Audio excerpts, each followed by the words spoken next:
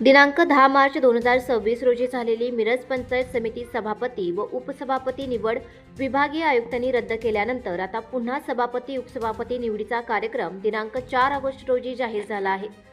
त्याबाबतचे पत्र सांगली जिल्हाधिकारी कार्यालयाकडून मिरज प्रांताधिकारी कार्यालयास प्राप्त झाले आहे। मिरज प्रांताधिकाऱ्यांची सभापती उपसभापती निवडीसाठी अध्यासी अधिकारी म्हणून नियुक्ती करण्यात आली आहे। विभागीय आयुक्तांच्या निर्णयानंतर शासनाकडे दाद मागण्यासाठी 30 दिवसांची मुदत आहे।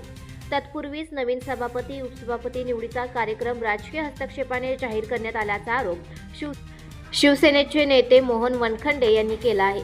मिरज पंचायत समिती कार्यालयामध्ये विशेष सभेचे आयोजन करावे व त्यामध्ये सभापती उपसभापती निवडीची प्रक्रिया पूर्ण करण्याबाबतचे आदेश जिल्हाधिकारी कार्यालयाकडून प्रांताधिकारी कार्यालयास देण्यात आले आहेत।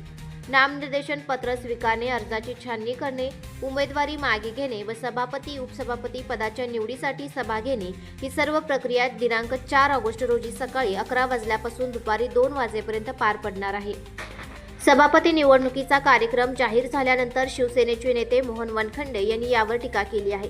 आम्हाला शासनाकडे दाद मागण्यासाठी 30 दिवसांची मुदत देण्यात आली आहे, मात्र तत्पूर्वीच निवडीचा कार्यक्रम जाहीर करण्यात आला आहे। या सर्व प्रक्रियेमध्ये अतिराजकीय हस्तक्षेप सुरू असल्याचा आरोप त्यांनी केला। सभापती उपसभापती निवडीबाबत कायदेशीर मार्गाने पुढील लढाई लढणार आहे। आम्हाला यश मिळेल असा विश्वास मोहन वनखंडे यांनी व्यक्त केला।